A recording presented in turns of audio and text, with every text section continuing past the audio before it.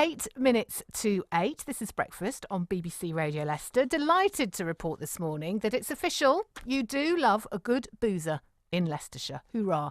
Campaigners from the campaign from Real Ale suggest that pub closures in the county are moving much more slowly than the rest of the country. There's still a problem, but it's not at the same rate of closure as elsewhere. And this could be because of the rise of many of the county's micro pubs. And you don't get much more micro than a pub in a shed. Well, that's what one young couple from Leicestershire have done. Helen McCarthey has gone to see them. Helen. Well, do you know what? This pub is fantastic. It's a place to get away from it all, to drink, listen to music and talk. I'm at the Sock and Conker, which has deliberately cultivated a traditional old-fashioned look. It's on tap because it's built in the garden of Lee and Louise Parsons. Thank you very much for bringing me here. Let's go and sit down. Let's go and sit down over here on the one table.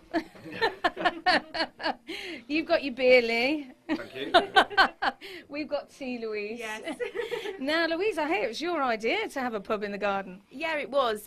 Our friends had a cocktail bar in their back garden. They built it, and I just absolutely love the idea. Loved going around the house and sitting in there. So I thought, I need one for my garden, and I want a traditional pub.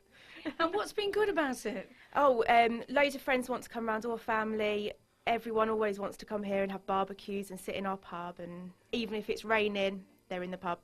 It is surprisingly nice. It's got an old-fashioned sign outside, advertising, Sock and Conker.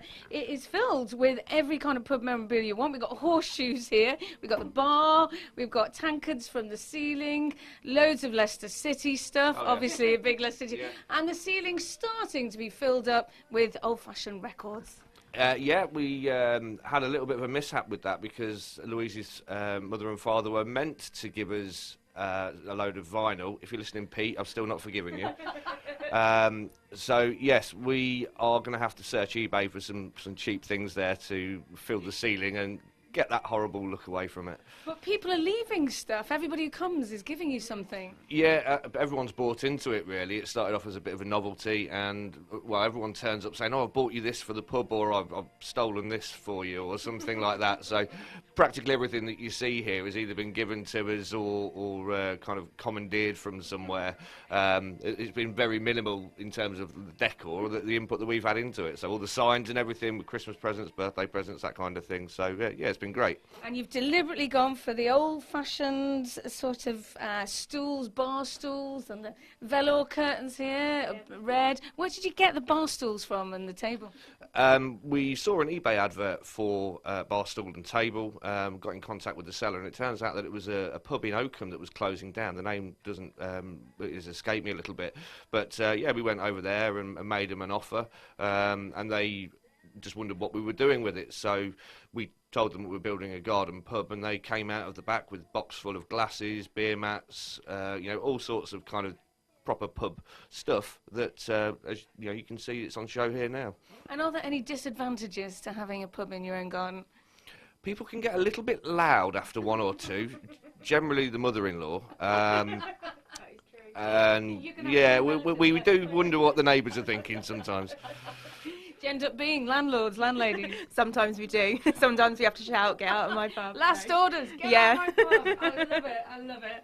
Well, these guys, it's such a nice place here, such a lovely place. Do come on down, everybody in Narborough. It's in Narborough, by the way. Everybody in Narborough, come down. You open all the time?